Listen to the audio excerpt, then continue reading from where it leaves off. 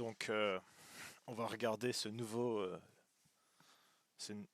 comic fait par Emma, enfin, ces nouvelles planches de Emma, la féministe Facebook. Donc, ce coup-ci, ça parle de la ligne. Et je pense pas que ce sera la ligne genre garder un contrôle sur son poids. Donc, regardons ce qui se passe. Ah, d'accord. Donc, il nous présente un personnage. Henri Gautrin est un mec bien.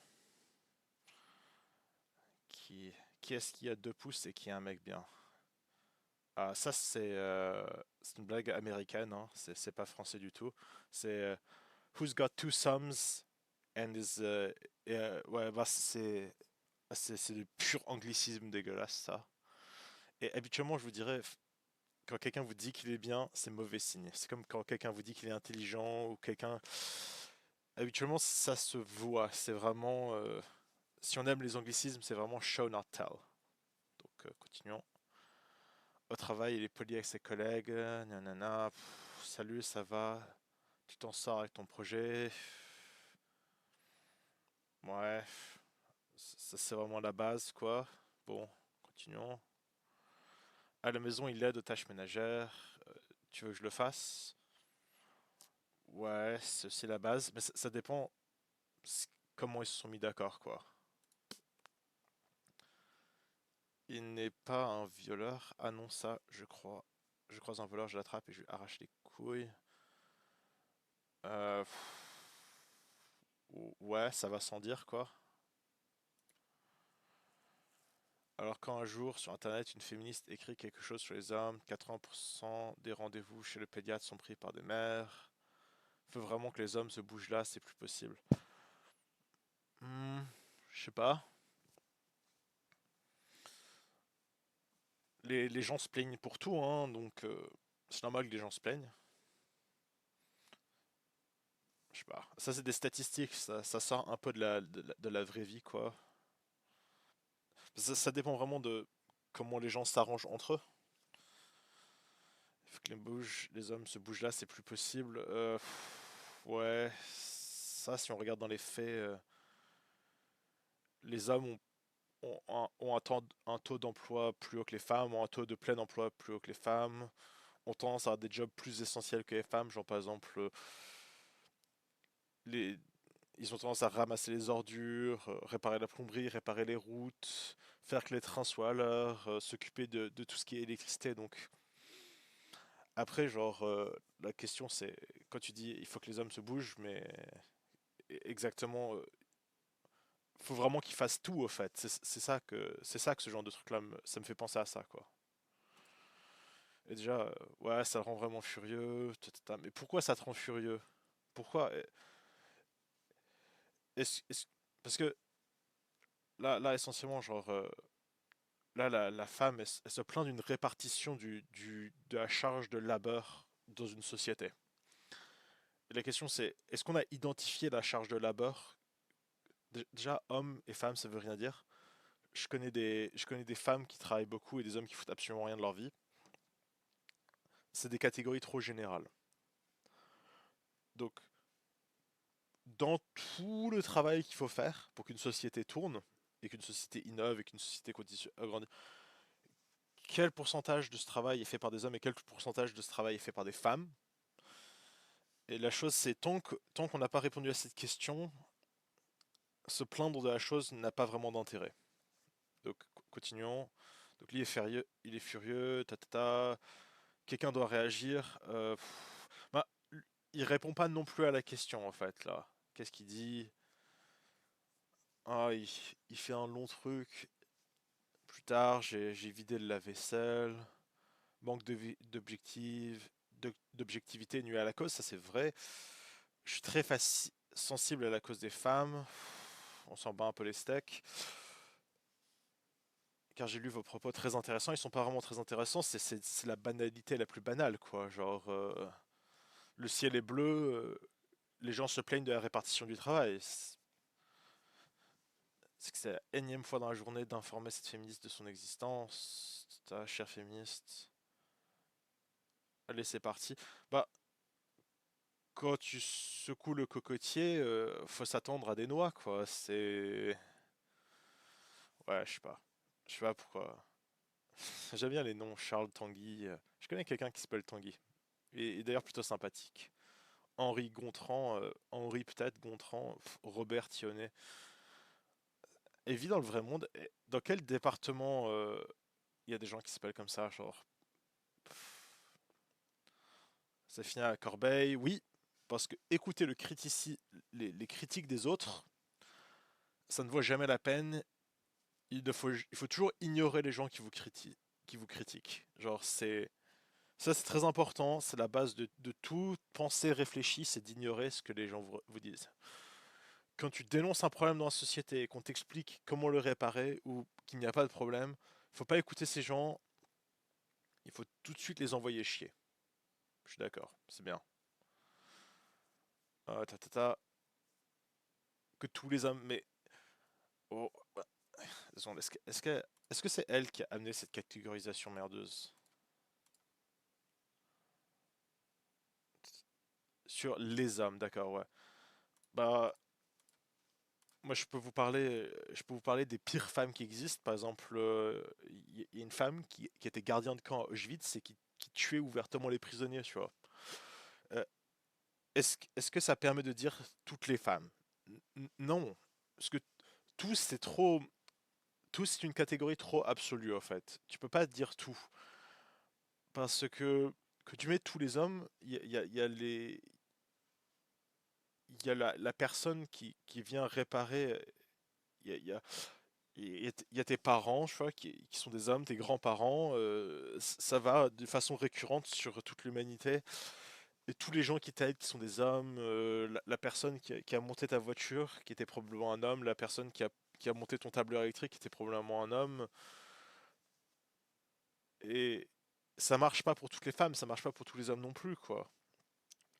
Trois jours sans pas de réponse, je relance, nanana. Bah, la chose, c'est que aussi, si on peut pas questionner les choses, si on peut pas faire un débat autour d'un propos, essentiellement, c'est très stérile aussi. Ça, c'est accepter le débat. C'est vrai que quand il n'y a pas de débat et que c'est juste quelqu'un qui vient et qui fait un long monologue, c'est très important de rebondir parce que, comment dire, les humains sont pas parfaits en fait. Genre, il y a fondamentalement la perception humaine, la connaissance humaine est biaisée toujours. Donc, en fait, si tu ne peux pas parler avec d'autres gens à propos d'un problème, très souvent ta solution va pas fonctionner. Par exemple, là, il n'y a aucune solution là. Regarde. Déjà, ouais, voilà, ça c'est un autre truc amusant. Regarde, il faut vraiment que les hommes se bougent. Mais qu'est-ce que tu veux dire par les hommes se bougent? Qu'est-ce que ça veut dire ça dans le détail? Chez le pédiatre sont pris par des mères. Ouais, ben 90% des tafs essentiels à ce que la société tourne sont faits par des hommes. Je sais pas, tant qu'on est à se plaindre de choses, on peut dire ça aussi, mais est-ce que ça nous avance vraiment? Est-ce que si on ne met pas une solution, si on n'identifie pas vraiment le problème, on peut vraiment avancer? Pourquoi ne pas lui répondre? Très bien, Jacques. Parce qu'elle a mieux à faire. Au fait, tu viens à la manif après le boulot. Oui, j'arrive plus tard, je dois passer chercher la petite avant. Ah, donc c'est des femmes qui travaillent dans le BTP qui vont à des manifs après le travail.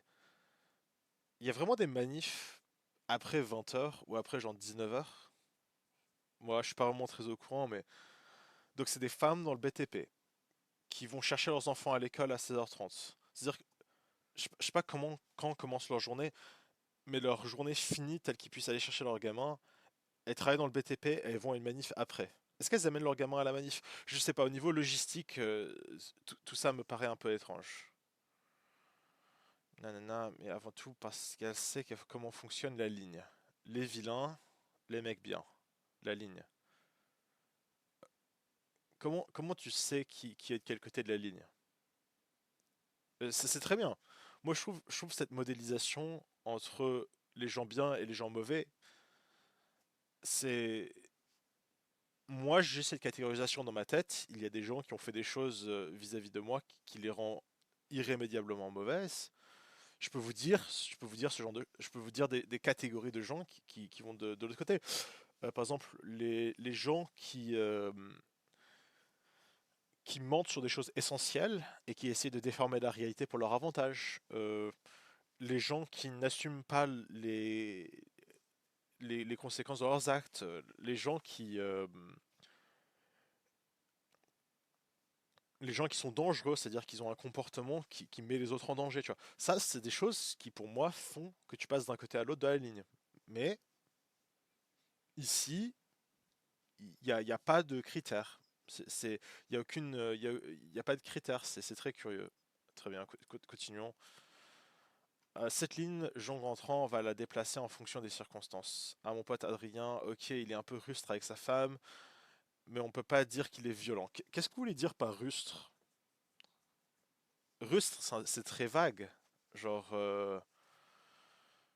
au fond, comment dire, quand je dis ça, voyez-vous, quand moi je parle des vilains et des mecs bien, moi, je ne laisse pas des gens mauvais, des gens dangereux, des gens incompétents et malsains être dans mon cercle de personnes. Donc la question c'est, quand vous dites Henri Gontran va déplacer en fonction des circonstances, au fond, Henri Gontran, il n'a pas les mêmes standards que moi. Mais la question, tu vois, c'est, quand il dit Adrien, sa femme, ça sous-entend un mariage, ça sous-entend que la femme, elle a marié ce mec. Mais pourquoi elle a marié ce mec? Pourquoi on en est là? Quel problème psychologique il y a dans ce couple? Pourquoi, quel type de relation malsaine a été créé, tu vois? Et, et au fond, est-ce que c'est la responsabilité d'Henri Gontran de venir réparer, de venir dire aux gens, oui, tu es violent avec ta femme, tu es plus que rustre, tu es violent, tu ne devrais pas faire ça. Et c'est pas une intrusion dans la vie privée, c'est presque quelque chose de colonial. Tu viens et tu dis, oui, ce que tu fais est mauvais, voilà ce que tu devrais faire, tu ne sais pas, madame, vous ne savez pas gérer votre vie, quoi. Genre, est-ce que c'est vraiment une solution au problème? Pédocriminel, il faut pas exagérer, nanana, nanana. Oh putain, mais ça aussi, comment dire, c'est du mauvais goût, quoi. Ces films sont géniaux, mais de quoi ils parlent là? Mais quelle, mais quelle horreur! Mais, mais tu vois, ça aussi, c'est un autre truc, tu vois. C'est qu'est-ce que c'est que ça? Ça, c'est juste du mauvais goût, quoi. De toute façon, ça, c'est quelque chose, genre, qui justifierait ça comme ça? Non, passons, passons. Et comme tous les hommes, il est persuadé d'être du bon côté. Ce concept de la ligne est décrit par l'écrivaine et l'actrice australienne Anna Gatsby. Ouais, mais il n'est pas décrit ici. Quels critères mettent les gens d'un côté ou de l'autre? Y a-t-il pas une checklist pour faire ça? Ou est-ce que parce que très souvent dans ce genre de concepts un peu comment dire, qui sont très théoriques, il y a souvent quelque chose du genre l'explication c'est très ben je pense qu'à un moment T, ceci est mauvais et ceci est bon. Mais à un moment T plus un, tout peut changer. Donc moi je demande des critères objectifs pour ça. Et je suis très heureux que Anna Gatsby l'ait fait, mais c'est pas décrit ici. Y a même pas y a même pas la suggestion du livre. Oh, peu importe, continuons. Devinez ce que ça donne quand tous les mecs bien s'octroient le droit de tracer cette ligne. Ça, ça donne le monde actuel. Un monde plein de mecs bien qui font de très mauvaises choses tout en croyant au fond du cœur qu'ils sont bons, ce qui n'ont pas dépassé la ligne, vu qu'ils l'ont dessiné à leur avantage. Toujours, comment on dessine la ligne? Moi, je vous ai expliqué, c'est le premier truc que je vous ai expliqué, comment on dessine la ligne. Quels sont les critères éliminatoires pour radier quelqu'un de sa vie? Quel est le critère éliminatoire? Et vous pouvez avoir toute une liste. Et la question c'est, si... Ah, bah là, il y a une référence. Il y a une référence. Bon, j'irai voir ça une autre fois. Un, deux, on va l'ouvrir, chaque. Gatsby, Full Speech, Bon, j'irai voir ça et j'en parlerai. La question c'est quels sont les critères objectifs pour tracer la ligne? Et s'il n'y a pas de critères, les critères objectifs sont pas fournis ici. Ils parlent d'une ligne, mais ta, si on regarde de plus près au boulot, Henri Gontran n'est pas le dernier à rire aux blagues de son patron. Je suis triste, Lucille n'a pas mis son petit pantalon rouge aujourd'hui. Ah, haha, oui, c'est très décevant. Je sais pas. L'ironie, tu vois, enfin, voyez-vous, parce que je parle à plus d'une personne, je pense. L'ironie ici, c'est que j'ai des amies femmes, hein, et elles ont ce même genre de discussion que les hommes, hein. Elles ont vraiment ce même genre de discussion un peu salace sur les habits ou l'apparence de gens, hein. Je crois que ça c'est pas un truc d'homme, hein. C'est un truc d'humain. Ça c'est attribué, c'est attribué à d'autres gens des qualités que tout le monde a. Ça c'est vraiment c'est pure projection quoi. À la maison, il participe pas autant qu'il le dit. Mince chérie, il y a rendez-vous à l'école jeudi. Désolé, je peux pas, j'ai réunion. Mais, mais tant qu'il n'y a pas une répartition du travail et du labeur, tant qu'on n'a pas établi autant dans la société que dans la famille l'équilibre de la chose, est-ce qu'on est capable de dire si c'est juste ou pas? Parce qu'un sentiment d'injustice et l'injustice, c'est deux trucs différents. Moi, je demande à ce que ça soit établi clairement. Et, et s'il a une réunion, s'il est au travail, mais est-ce que le travail n'est pas une valeur importante? Moi, je dis, honnêtement, si elle considère que le travail est moins important que la famille, la femme, moi je dis, elle devrait dire, il faudrait qu'il y en ait un d'entre eux qui reste à la maison pour s'occuper des gamins, quoi. Mais quitte à ce qu'ils les gardent de l'école et qu'ils les instruisent eux-mêmes. Si la famille est tellement plus important que le travail, tel que pour une réunion à l'école, tu puisses ne pas aller à une réunion au travail, ben, il faut changer comment on vit alors. Mais pas pas forcément au niveau de la société, au niveau individuel, il faut changer comment on vit. Et tant qu'on n'a pas changé comment on vit au niveau individuel, mais ça n'a aucun sens. Il n'y a pas de problème ici, c'est ça le truc. N'a pas envie de sexe, lui il en veut, mais bah, il a le seum quoi. Mais bon, tout le monde qui a pas ce qu'il veut a le seum. Je suis sûr que quand elle veut, je sais pas, aller voir ses amis et qu'elle peut pas parce qu'elle a une obligation familiale, elle a le seum. Tout le monde a le seum quand on n'obtient pas ce qu'on veut. Après, après là, il a l'air un peu mécontent, mais au fond, on s'en bat les steaks, quoi, qu'il soit malheureux à cause de ça. Et lui, il faudrait qu'il soit un peu plus zen, quoi, genre. C'est tout, quoi. Peu importe. Selon le patriarcat, ces comportements font partie du kit culturel de la masculinité. Très tôt, les hommes les apprennent. Que ce qui est féminin est vu comme ridicule et inférieur. Tu mets du rose, tu es une fille. Quand à la maison les hommes se reposent, qu'il faut être viril et qu'un homme viril ça insiste. Euh, bah, la chose c'est que les hommes sont en compétition entre eux. Et au fond, la réussite des hommes est subjective entre eux en fait. Si un homme est perçu, et même un garçon aussi, est perçu comme supérieur aux autres par ses pairs, c'est très très bien pour comment il vit en fait. C'est-à-dire qu'il aura des... Si tu es reconnu par les autres hommes comme un homme qui est supérieur, c'est extrêmement bon pour toi. Et la chose c'est que très souvent, les valeurs féminines et masculines sont différentes. Donc jouer, venir à une compétition d'hommes avec des arguments féminins, ça ne marche pas. C'est comme venir à une compétition d'arguments féminins avec des arguments masculins. C'est la même chose. C'est pas les mêmes critères, c'est pas les mêmes règles du jeu. Quand à la maison les hommes se reposent, ben, ça c'est la même chose que j'ai dit tout à l'heure. Tant qu'on n'a pas vu la répartition du travail, autant dans la société qu'à la maison, on peut pas savoir si c'est injuste. Parce que imagine, le mec, il est 21 h, il est parti au taf à 7 h, il est arrivé à 8 h, il est parti à 20 h, et la mère est restée à la maison, et sa responsabilité c'est de s'occuper de la maison. Voilà, tout de suite, cette répartition des tâches est là. Maintenant, maintenant sur être viril, la question c'est, là, dans la théorie de l'évolution, il y a trois sélections. Et il y en a une, ça s'appelle la sélection sexuelle. C'est les membres de la société sélectionnent avec qui ils se reproduisent. Et la question c'est, qui est-ce que les femmes choisissent pour se reproduire très souvent?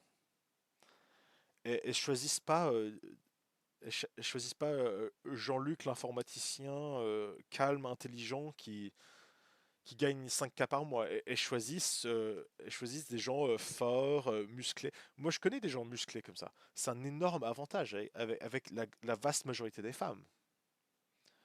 Et la question, c'est quand une femme s'habille très bien et va dans un club et qu'elle reste à côté du bar à siroter sa boisson, très souvent, j'ai parlé à des gens qui font ça et elles s'attendent à ce que des hommes viennent les voir.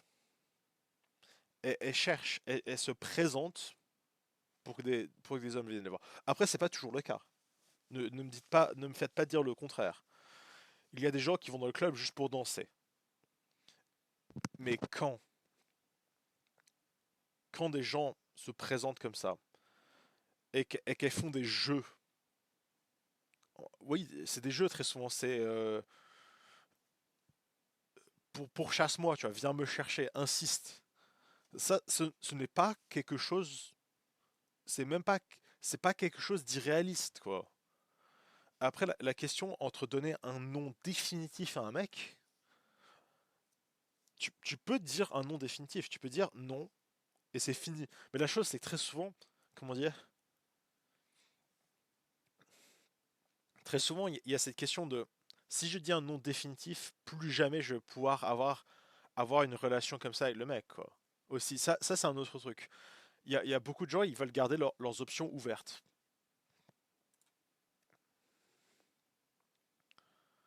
Coller à ce modèle conforte leurs privilèges. Au fait, ça te dirait de bosser sur le nouveau projet? Euh, Être aimable avec tes supérieurs, surtout quand tes supérieurs sont des gens un peu bizarres et chiants. En effet, c'est quelque chose que je recommanderais que vous fassiez, même si c'est pas des gens bien. Parce que des fois, votre patron n'est pas forcément quelqu'un de très sympathique et de très bon. Et si vous lui dites d'aller se faire chier, ça va pas forcément très bien se passer pour vous. Il va falloir commencer à changer de travail. Mais ça, c'est une question d'éthique personnelle. À l'inverse, s'y opposer à un coup. Je trouve vos commentaires un peu déplacés. Ah là là, on peut plus rire. Bon allez, fin de la pause. Pff. Mais la question c'est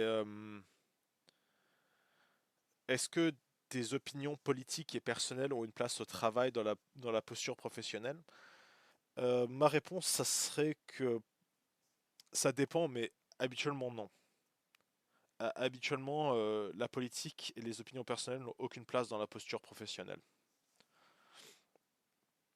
Et le patron, certes, sa posture professionnelle est moins bonne et moins assidue que celle de Gontran, mais c'est un patron, il a plus de pouvoir, il peut se permettre ce genre de truc. C'est une prise de position qui demande de l'empathie, de l'humilité. Tata, on va voir une petite pinte. Ah nope, c'est mon tour d'aller chercher les gosses à l'école ce soir. Ah ben, elle est dure avec toi, ta femme. Non, juste, elle bosse comme nous, quoi. Je sais pas, cette conversation est aussi banale que quasiment toutes les autres qu'on ait vues dans cette BD. Message à tous les Henri Gontran de la Terre. Si vous avez le temps d'écrire des mails à rallonge en expliquant que vous passez l'aspirateur, peut-être que vous ne le faites pas assez souvent. Hmm. Donc, se plaindre qu'on fait la chose est une mauvaise chose. Mais le problème, c'est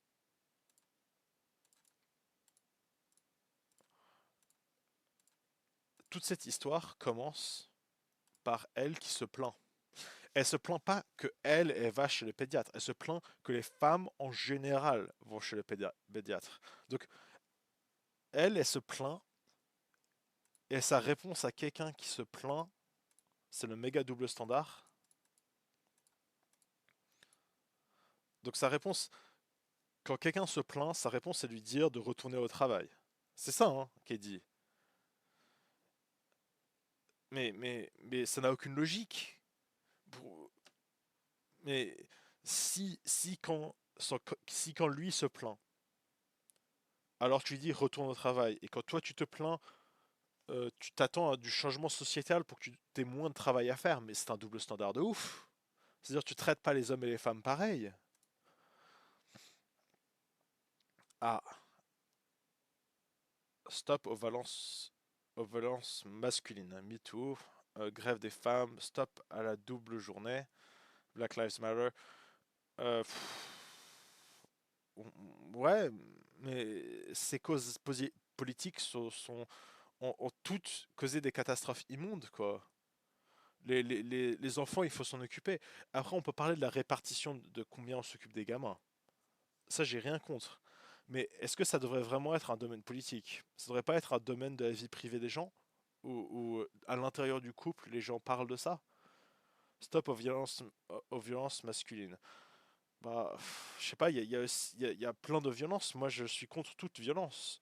Black Lives Matter, ça c'est américain, c'est très différent. Faudrait faire une vidéo pour expliquer ça exactement. D'où ça vient, comment ça a commencé, ce qui se passe, qu'est-ce que ça veut dire politiquement. Si votre première, si c'est votre première réaction d'exiger qu'on parle de vous, mais parle pas de moi, parle pas de qui que ce soit en particulier. Mais si tu veux vraiment être sérieux, il faut parler de la répartition du travail et du labeur dans la société, celle dans le couple, euh, qui a quoi comme responsabilité. Il faut, il faut répartir les choses. Et 2 secondes, continuons. Et ça ne vous étonne pas qu'on vous ignore. Féminazie, elles sont plus, en plus elles sont moches. Mais ça c'est pas des arguments non plus. Là c'est un bonhomme de paille quoi. C'est un straw man argument genre c'est au lieu de vraiment faire un travail sérieux et rigoureux, il y a il y a juste rien quoi. C'est en bref, faites moins de mails et plus de vaisselle. Mais la chose c'est il y a une quantité limitée de vaisselle à faire. Qui devrait la faire? Qui sait faire la vaisselle mieux? Qui apprécie faire la vaisselle à la limite? Ça arrive. Il y a des gens qui sont entraînés pour faire la vaisselle et qui la font super efficacement. Est-ce que eux, est-ce que c'est des gens efficaces? On devrait leur dire, finalement, tu vas aller faire une autre corvée, tu vas faire un autre travail que tu sais pas faire. Juste pour des idéaux politiques. Ça n'a aucun sens. Faites plus de vaisselle. Et là, on est revenu au début. J'espère que qu'on pourra trouver quelque chose à dire là-dessus qui soit constructif parce que c'est vraiment, c'était vraiment limité au niveau raisonnement tout ça, hein. Allez, bye bye. Et si vous avez regardé jusqu'à la fin, vous pouvez. Ah, j'aime bien les commentaires, donc mettez des commentaires. Ah, contrairement à d'autres, vous pouvez critiquer ce que je dis. D'ailleurs, c'est mieux si vous critiquez ce que je dis, ça me permettra de réfléchir, ça me permettra de construire quelque chose de plus intelligent. Allez, merci et bye.